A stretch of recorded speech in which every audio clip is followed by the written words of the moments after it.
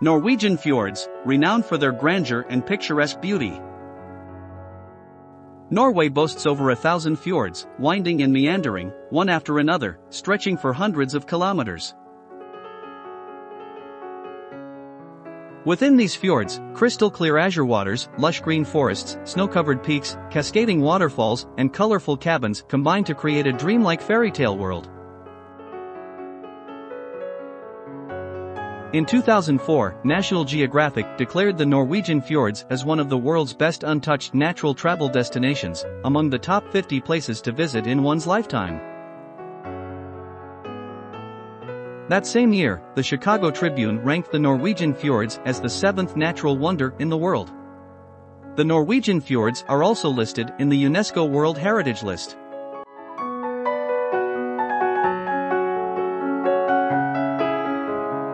Our cruise departed from the Bergen port in Norway, sailed along the Norwegian coast, and headed north towards the very edge of the world, the Svalbard Islands. We boarded the cruise ship of the same company that we used for our last trip to Antarctica. The interior structure of the cruise ship is basically the same, so we feel right at home, with a sense of familiarity.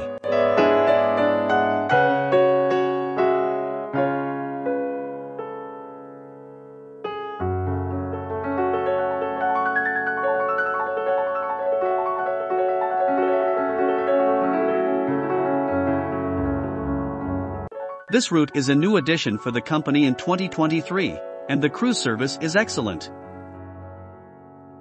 Free meals and drinks during mealtimes are complimentary, and visitors can also choose to pay extra for premium beef, fresh seafood, and more.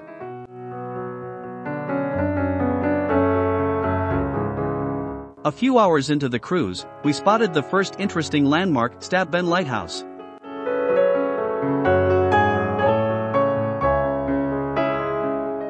The lighthouse stands on a small rocky island of about 300 square meters in a bay named Stabben. It was first built in 1867 and was designated as a cultural heritage site in 1999. It's one of the oldest lighthouses on the Norwegian coast. As the sun set behind the clouds, casting a warm glow, and the sea sparkled, the solitary figure of Stabben Lighthouse exuded a timeless and resolute charm, capturing the gaze of passing tourists. Early on the second day, we arrived at the first port of call, Andelsens.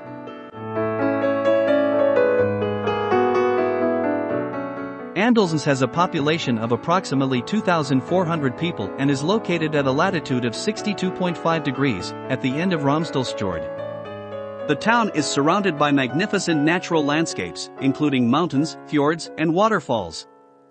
Norway's majestic Troll Wall and the 11 hairpin bends of the world-famous Trollstigen, Troll's Path, are located about 12 kilometers south of Andelsens in a valley. We took a tour bus to travel along Trollstigen,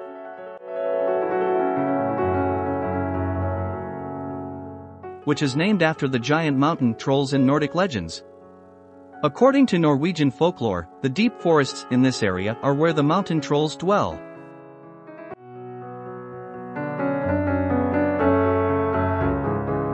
These small creatures are known for their short stature, unkempt hair, red bulbous noses, pointed ears, large bellies, and uneven teeth. They hide in the mountains during the day and come out at night, turning into stone if they forget to return home before sunrise. Our first stop was the Troll Wall, Trollveggen. We visited the Trollveggen Visitor Center, where we could admire the magnificent mountain views all around.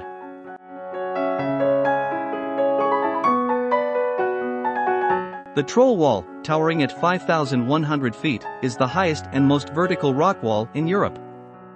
Its summit is snow-covered year-round, and the entire mountain face looks like it has been cut by a giant's knife, forming a natural wall across the valley. This mountain range features some of the most challenging climbing routes in the world. In the 1980s, due to several accidents and the high cost of rescue operations, low-altitude parachute jumping was prohibited in this area. Additionally, the Troll Wall has served as a location for numerous movies. Our guide informed us that movies like Mission Impossible 7, Troll, and Succession have been filmed here.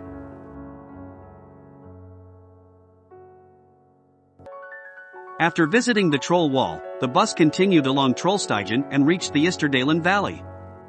Here, mountains with names like King, Queen, and Bishop line the road. On the way to the famous hairpin bends, we stopped to admire the Stigfossen waterfall.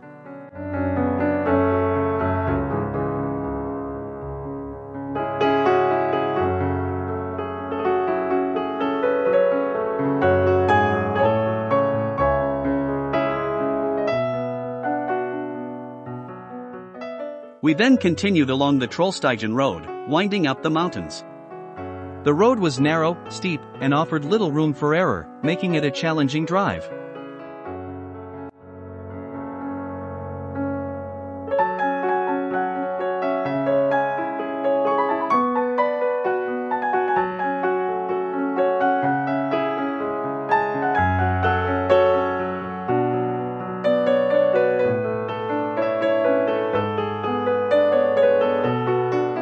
Finally, we reached the visitor center at the top of the Troll's Path, Trollstigen Center.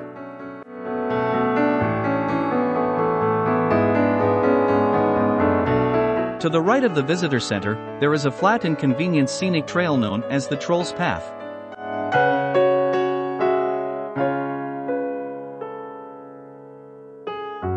Along this trail, there are two viewpoints where you can enjoy panoramic views of the spectacular Trollstigen.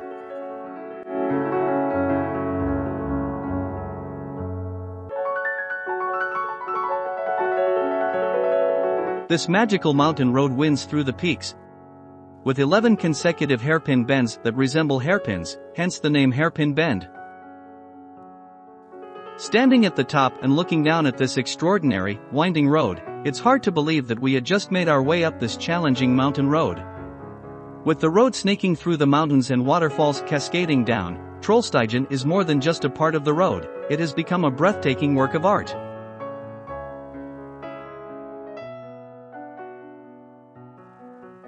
On the morning of the third day, we arrived at another landmark attraction, Torgatan. Torgatan is a legendary mountain located at approximately 65 degrees north latitude. It is famous for its natural tunnel that passes through its center. It was formed during the Scandinavian Ice Age when ice and water eroded the softer rocks in the middle of the mountain. According to Norwegian folklore, this hole was created when the troll Hestmannen was chasing the beautiful girl Lekamoya. When he realized he couldn't have the girl, he shot an arrow to kill her. At that moment, the troll king Samna threw his hat into the path of the arrow to save the girl. The hat turned into the mountain, and the arrow created the hole. Next, we arrived at another iconic attraction in a fjord, the Seven Sisters mountain range in Helgeland. The Seven Sisters mountain range is composed of 7 peaks, but I'm only been able to see 6 of them. It turns out that one of them is actually a pair of twins, known as Tvillingene. On the third afternoon, the cruise ship arrived at the second port of call, Trina Islands. The Trina Islands are located about 33 nautical miles from the Norwegian mainland, and they consist of approximately 500 islands and reefs, enough for each resident to have one. However, only 4 islands have year-round inhabitants. The Arctic Circle passes through the Trina Islands. Husøy Island, which is the main island of the Trina Islands, also serves as the administrative center of the municipality. It is one of the smallest cities in Norway that can only be reached by boat and ferries. We joined a Trina cultural tour and explored this ancient Norwegian fishing village on foot.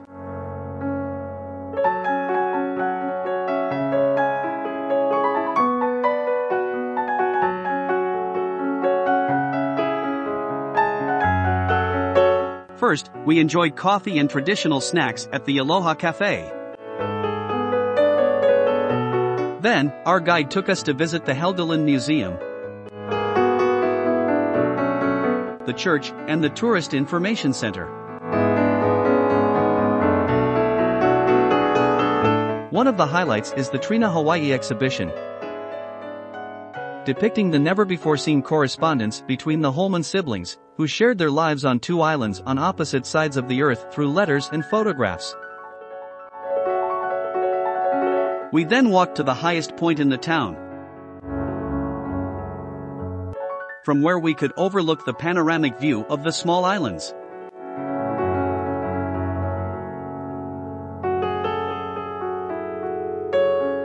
Nearby, there is a salmon farming facility in the sea, and the Petter Das Chapel, built in honor of the famous 17th-century poet-priest.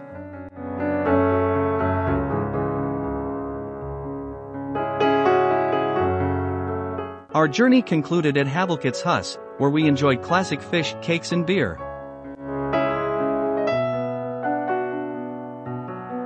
This is a bar and restaurant located close to the harbor and is beloved by the locals. The cruise continued to sail north and, on the evening of the third day at 9 o'clock, reached the Arctic Circle. The Arctic Circle is an imaginary circle located north of the equator at a latitude of 66 degrees 33 minutes 46 seconds. It is a place in the northern hemisphere where you can experience the phenomenon of the midnight sun and polar night. Here is the Earth globe marking the Arctic Circle in Norway's Rodoe. Crossing this point signifies officially entering the Arctic Circle. The cruise organized a Norwegian ritual to commemorate this special moment for us. In addition to enjoying fine wine, there was a traditional activity where ice-cold water was poured down our backs, and the visitors thoroughly enjoyed it. According to Viking legends, the sea god King Neptune has always been known to frequent the waters of the Arctic Circle and occasionally trouble passing ships. As a sign of respect, everyone entering these waters must cleanse their souls with ice-cold water.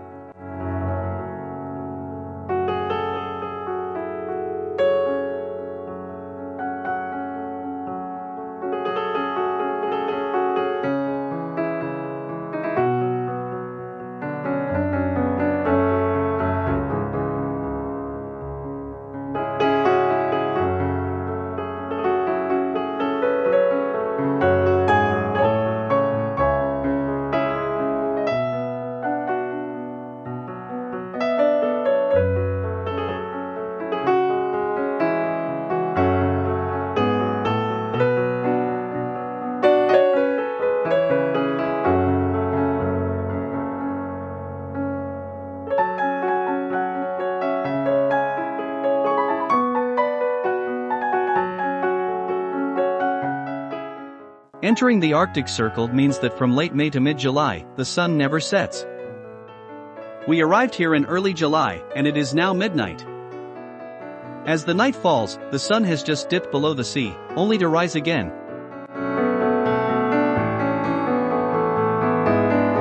casting a new red sun that illuminates the summer night. This magical midnight sunlight brought us an unforgettable experience. The cruise continues to journey through the Arctic Circle, chasing the midnight sun further north. In the next video, we will show you the stunning landscapes of the Norwegian fjords within the Arctic Circle.